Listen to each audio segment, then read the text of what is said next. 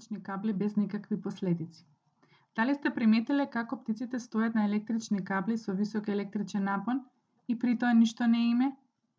Електричната енергија е проток на електрони. Бакарот во електричните жици е одличен спроводник на електрична енергија, додека пак птиците не се добри спроводници.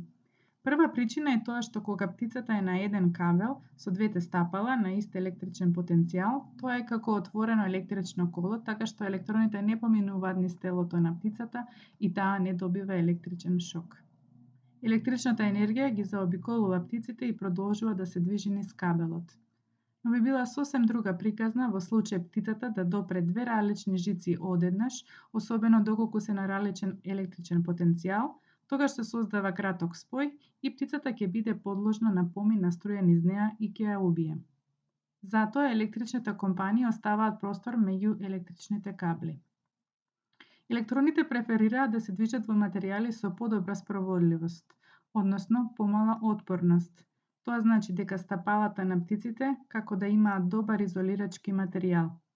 Во практика, изолирачки материјали како гумата се корисни за да се попречи проток на електрична енергија.